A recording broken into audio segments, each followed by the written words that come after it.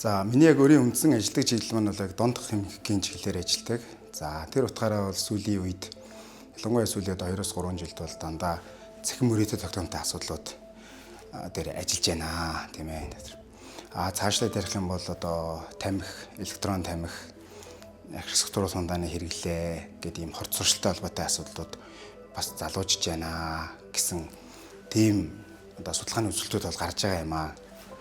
Тэгэхээр яг энэ чиглэл дээр илүү төлөвлөгөө ажилладаг учраас бол одоо дондох химикээс үдсэн сэргийлэх чиглэсэн үйл ажиллагаанууд нэлээд ингээд оролцоод явж байгаа.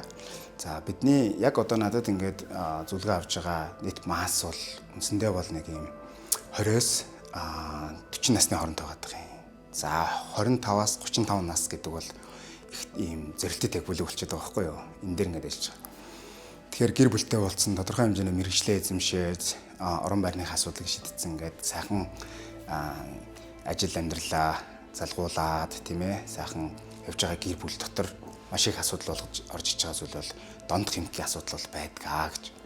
Тэгэхээр нийгмийн шин чанартай энэ зүйл дээр бас бодлогын арга хэмжээ бол их чухал. Яг л энэ бол зөвхөн одоо эрүүл мэндийн байгууллага ч юм уу тийм боловсролын байгууллагатай тэмцээд үр дүн гаргахад бас төвхтэй. Тэр утгаараа иргэдэд өгж байгаа одоо энэ одоо сэтгэл зүйн болон тийм ээ одоо эрүүл мэндийн боловсрол гэдэг зүйл бол тухайн хүний одоо зөв мэдлэгийг олж авна гэдэг ямар ч зүйл дээр хүн их тийм тулах баг нь болж өгдөг тийм найдвартай их сурвалж дээр.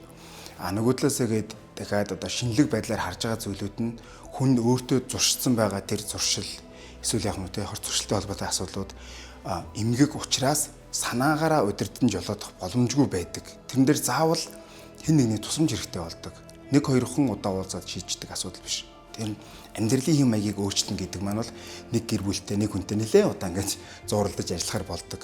Гэхдээ тэгж ажилтны дараа бол үр дүн гарахгүй байна гэж бараг байдаггүй.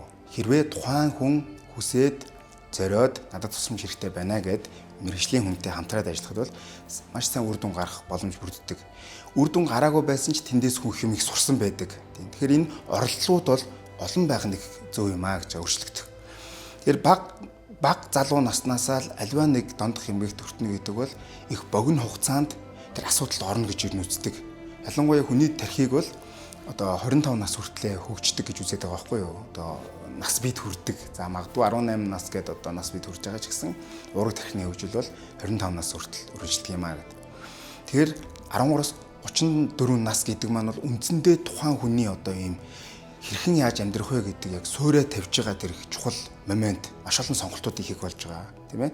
Мэргэжлээ сонгоно, сургуулаа сонгоно, ханижлээ сонгоно, ажил тийм ээ одоо ажиллах газраа сонгоно гэдэг олон сонголтууд ингээд хийгээд явдаг.